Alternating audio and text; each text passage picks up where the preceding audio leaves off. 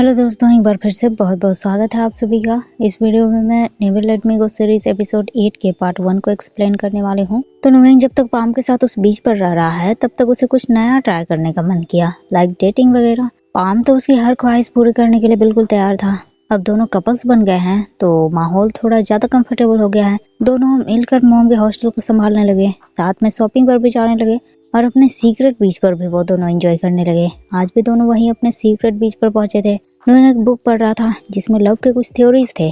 Palm ने नोएंग को theories उसे समझाने के लिए बोला। नोएंग कहने लगा, पाम ये इतना भी कॉम्प्लिकेटेड नहीं है, तुम आसानी से समझ पाओगे कि लोग अपने लव के लिए सब कुछ करने को क्यों रेडी हो जाते हैं। लव के बारे में बहुत सारे मिथ हैं। फॉर एग्जाम्पल, पहले ना भगवान ने लव वन को अलग नहीं बनाया था बल्कि एक ही थे। उनके 4 हाथ और 4 पैर थे। मेल और फीमेल वाले जो हैं उन्हें मून ने क्रिएट किया और मेल वालों को सन ने। लेकिन फिर ह्यूमंस ने बहुत बड़ी मिस्टेक्स की और भगवान नाराज हो गए तो उन्होंने उन पर लाइटनिंग किया और दोनों लव वन को अलग कर दिया। ऐसे घर बरसाए कि दोनों एक दूसरे से ना मिल पाए। पाम के मन में तुरंत एक क्वेश्चन आया, मिस्टर नोएंग, आपको अपना अदर हाफ मिला, आप उसकी सर्च कर रहे हो? नोएंग हंसने लगा। उसने ना में जवाब दिया, पाम ये एक मिथ है पर रोमांटिक, लेकिन तुम इन सब पर भरोसा करते हो, तुम भी अपने अदर हाफ को ढूंढ रहे हो क्या? और वो बीच पर ही जोर जोर से अनाउंसमेंट करने लगा कि पाम अपने अदर हाफ की तलाश में है। अगर कोई है इसका अदर हाफ तो प्लीज आ जाइए, इस हैंडसम पाम को अपना लीजिए। पाम भी ये सुनकर झेप गया। नोएंग ने फिर पाम को एक कैप गिफ्ट किया, उसमें लिखा था नेवर लेट अस गो। ये देखकर पाम पूछने लगा, मिस्टर नोएंग ये अस कौन है? नोएंग भी थोड़ा नर्वस हो गया। उसने उसका मतलब कुत्ते और बिल्ली बता दिए। बीच पर कुछ देर टाइम बिताने के बाद दोनों घर वापस आए, लेकिन वहाँ की हालत देखकर दोनों काफी घबरा गए। उन्हें लगा शायद नोएंग को ढूंढते हुए वो बदमाश यहाँ तक पहुँच गए, क्योंकि मॉम भी कहीं नजर नहीं आ रही थी। दोनों ने तुरंत अपने सामान पैक किए पर मॉम उन्हें बिखरे सामान समेटते दिखी। दोनों तुरंत उनका हाल पूछने आए। पाम ने उनको बोला कि हम दोनों के जाने का टाइम आ गया है मॉम, अगर हम उन लोगों को मिल गए तो प्रॉब्लम हो सकती है। पर मॉम उनसे कहने लगी, अभी जो आए थे वो तुम्हें ढूंढने नहीं आए थे, बल्कि वो तो कर्ज वसूलने आए थे जो मैंने लिए हैं इस हॉस्टल को बनाने के लिए। पर कोई नहीं, मैं सब हैंडल कर लूंगी। दोनों रिलैक्स हुए पर अब दोनों मॉम को लेकर वरीड थे। पाम ने उनसे अमाउंट पूछा कि लगभग कितने पैसे लिए हैं उन्होंने उन बदमाशों से। मॉम ने कुछ ज्यादा ही पैसे बता दिए। उन्होंने टोटल 3 लाख बता दिए और इंटरेस्ट जोड़कर पता नहीं और कितने होंगे। ऊपर से वो बदमाश तो जब मन करता है तब कर्ज के रूल्स को चेंज कर देते हैं। पाम को अब मॉम की बहुत फिक्र होने लगी। ऊपर से मॉम भी डैड को कांटेक्ट करने की कोशिश कर रही थी पर नो फायदा। मॉम को अब लगने लगा पापा चानन अब खुद तो प्रॉब्लम में है ही, उन्होंने पाम को भी प्रॉब्लम में फंसा दिया, क्योंकि हो सकता है वो लोग सोच रहे होंगे कि पाम नोएंग को लेकर भाग गया है। पर पापा चानन से कांटेक्ट भी कैसे हो सकता है? उन्हें तो पुलिस ने अरेस्ट कर लिया था और अब उनसे पूछताछ हो रही थी। पापा चानन पुलिस को समझाने की कोशिश कर रहे थे कि उन्होंने मिसेस तानिया पर अटैक नहीं किया बल्कि उन्हें फ्रेम किया जा रहा है। पर पुलिस को तो उन दूसरे बदमाशों ने बताया कि पापा चानन उन्हीं के आदमी हैं और इस काम को उन तीनों ने मिलकर अंजाम दिया है और पुलिस को उनकी बातों पर पूरा भरोसा था। पापा चानन गिड़गिड़ाते रहे, मैंने हमेशा से बहुत ईमानदारी के साथ उनके लिए काम किया है, तो फिर मैं यात्राकुल में इसको नुकसान कैसे पहुंचा सकता हूँ? पर उनकी कौन चिंता है, उन्होंने तो पापा चानन के साथ साथ पाम को भी इसमें इन्वॉल्व कर दिया कि बाप बेटे साथ में मिलकर काम कर रहे हैं और बेटे ने नोएंग को किडनैप कर लिया है। पापा चानन अब चाह कर भी उन्हें कुछ नहीं समझा पा रहे थे और एक्चुअली पुलिस उनकी बातें सुनने को तैयार ही नहीं थे।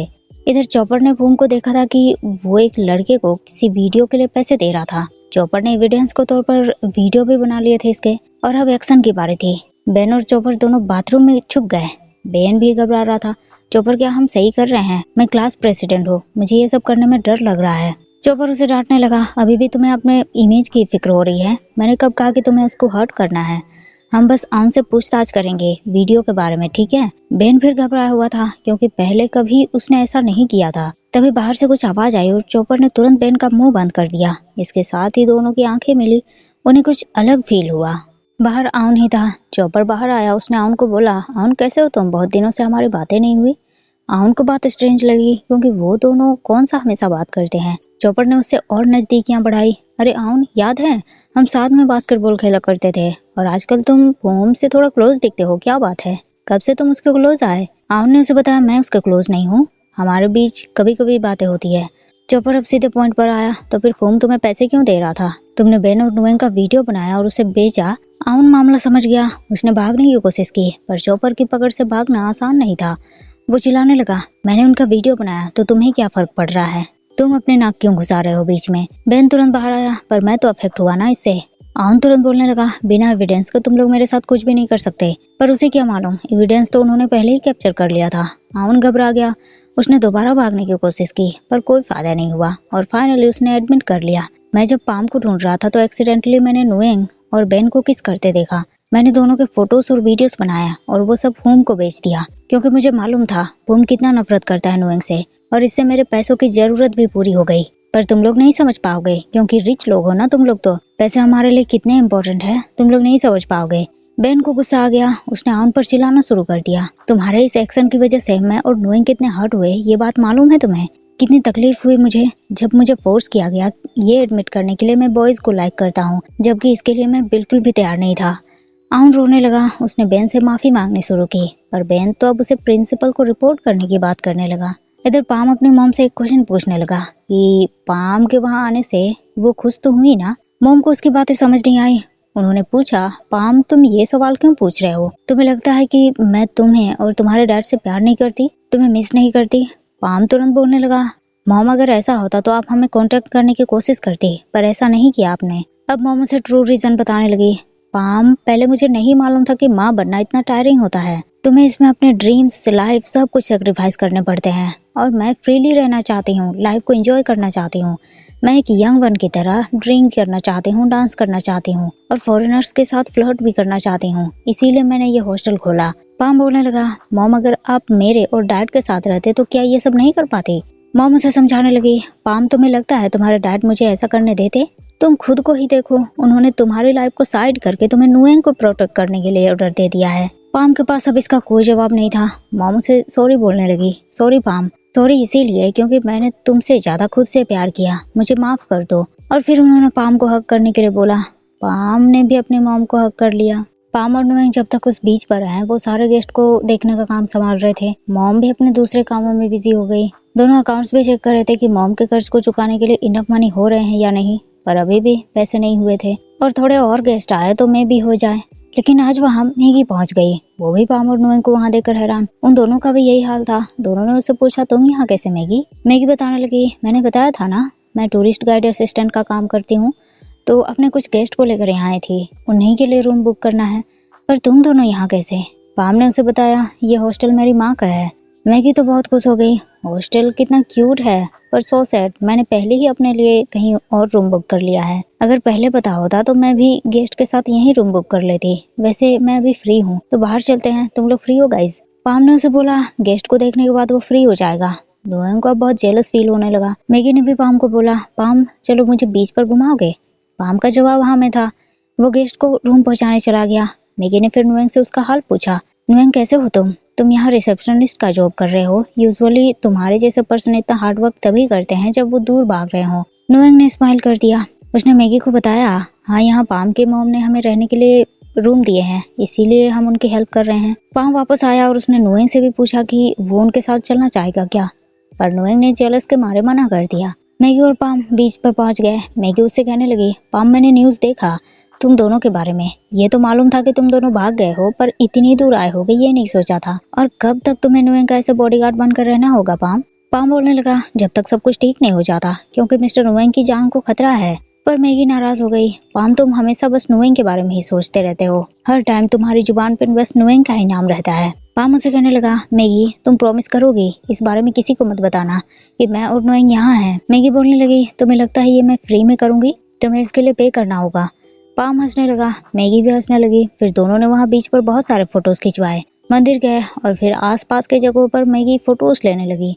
लेकिन तभी दो आदमी उसके सामने आ गए। शक्ल से दोनों बदमाश लग रहे थे।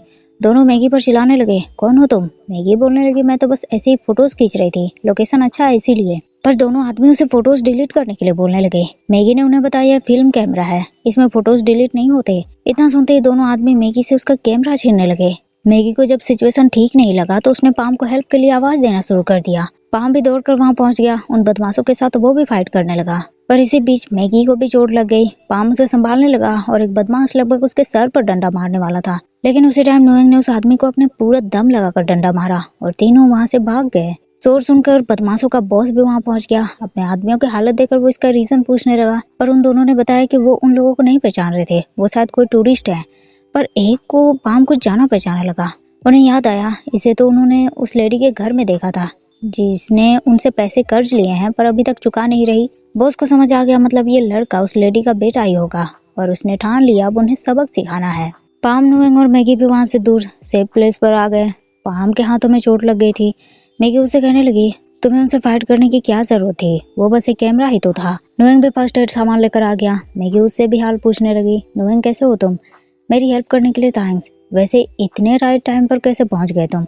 नुएंग बोलने लगा मैंने कहा था ना तुम दोनों से मैं बाद में मिलूंगा, पर जब वहां पहुंचा तो तुम दोनों ट्रबल में थे इसीलिए हेल्प करने आ गया। वैसे पाम के साथ टाइम बिताने से मुझे समझ आ गया है इन चीजों के लिए मुझे हमेशा प्रिपेयर्ड होना चाहिए। और चलो अच्छा है, इस वजह से पाम को किसी और को प्रोटेक्ट करने का भी टाइम मिल गया और वो वहां से जाने लगा। पाम को समझ आ गया कि नुएंग थोड़ा नाराज है।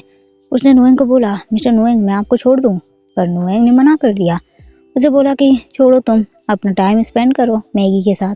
नुएंग चला गया। पाम भी थोड़ा सैड हो गया। मैगी उससे कहने लगी पाम तुम अपने फीलिंग्स को ऐसे छुपाने से फ्रस्ट्रेट नहीं होते होगे क्या। पाम को बात समझ नहीं आई। मैगी उसे समझाने लगी पाम तुम्हारे मन में जो नुएंग के लिए फीलिंग्स है मैं उसकी बात कर रही हूँ। तुम जिस तरह से नुएंग के लिए वरीड होते हो उसे देखते हो कोई भी बता सकता है कि तुम नुएंग को लाइक करते हो और ये बात भले ही तुम खुद से छुपा सकते हो पर मुझसे नहीं। मुझे ये बात डांस क्लब से ही पता चल गई थी। जब नुएंग पियानो बजाता था तो तुम कैसे देखते थे उसे, जैसे कोई अपना लवर को देखता है। हमेशा डांस के टाइम भी तुम्हारी नजर बस उसी पर ही टिकी रहती थी और मैं तुम्हारे फीलिंग्स को समझ सकती हूँ क्योंकि मैं इनसे होकर गुजरी हूँ। एट फर्स्ट मुझे तुम पर क्रश था पर जब देखा तुम नुएंग को कैसे देखते हो तो समझ आ गया मुझे कि मेरा कोई चांस नहीं है और बस तुमसे दोस्ती रखना ही सही है।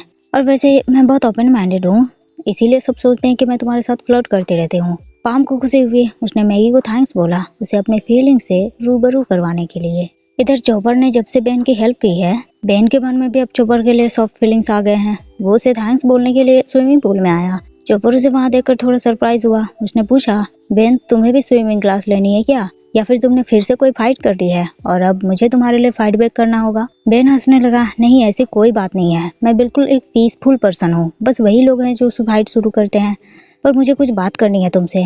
चॉपर को लगा कोई सीरियस बात है। बेन ने भी हाँ बोला। उसे बताया कि वो अपने और चॉपर के बारे में बात करना चाहता है। चॉपर ने अपने कपड़े पहन लिए, फेस पर सीरम लगाया। बेन भी उसे देख रहा था। उसने पहले कभी चॉपर को नोटिस नहीं किया था कि वो इतना गुड लुकिंग भी है। चॉपर उससे कहने लगा क्योंकि वो कभी बेन के टाइप का था ही नहीं। फिर दोनों शांति से बेन के मैटर पर बात करने बैठे।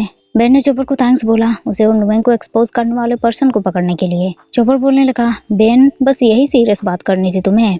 कम ऑन, नुएंग मेरा कजन है और तुम मेरे दोस्त, इससे ज्यादा तुम्हारी हेल्प करने के लिए मुझे क्या रीजन चाहिए। और मुझे यकीन है नुएंग वापस आएगा और फिर तुम दोनों एक दूसरे को डेट कर पाओगे। पर बेन ने पूछ लिया चॉपर नुएंग के बारे में कोई अपडेट मालूम है तुम्हें। चॉपर थोड़ा सैड हो गया। उसने बताया हाँ मेरे डैड ने लोगों को ढूंढने के लिए लगाया है। बेन फिर चॉपर से माफी मांगने लगा। चॉपर मुझे एक और मैटर पर बात करनी है। सॉरी, पहले जब तुमने अपने फीलिंग्स मेरे सामने कन्फेस किए तो मैंने तुम्हें रिजेक्ट कर दिया। मुझे इसके लिए बुरा फील हो रहा है, पर तुमने इसके बाद मुझसे दूरी बना ली। लेकिन अब तुम मेरी हेल्प कर रहे हो तो क्या तुम्हारे मन में अब मेरे लिए फीलिंग्स नहीं है, तुम हर्ट फील नहीं करते, या फिर तुम कम्प्लीटली सब कुछ भुला चुके हो। चॉपर बोलने लगा बेन छोड़ो इन सब बातों को, पास्ट को पास्ट ही रहने दो, सब भूल जा। पर बेन बोलने लगा चॉपर उस टाइम मैं ये नहीं जानता था कि मैं क्या हूँ, पर अब मुझे मालूम है कि मैं क्या चाहता हूँ और क्या पसंद है मुझे। तो मैं तुमसे पूछना चाहता हूँ क्या अभी भी तुम्हारे मन में मेरे लिए फीलिंग्स है। और वो चॉपर के थोड़े क्लोज आ गया। चॉपर को भी अचानक से बात समझ नहीं आई। उसे समझ नहीं आया कि क्या रिएक्ट करे। वो बेन को देखने लगा। पाम भी मैगी को छोड़कर जब घर वापस आया उसने देखा कुछ बदमाश उसकी माँ को पकड़कर ले जा रहे थे। नुएंग भी उन्हें बचाने की कोशिश करने लगा पर आदमियों ने नुएंग पर रिवॉल्वर तान दिए। पाम भागते हुए वहां पहुंचा पर वो बदमाश उसकी मॉम को उठाकर ले गए। तो आज के लिए बस इतना ही दोस्तों। वीडियो आपको पसंद आया हो तो लाइक शेयर जरूर कर दीजिएगा। मिलते हैं फिर नेक्स्ट पार्ट में, तब तक के लिए थैंक यू, शुक्रिया, बाय बाय।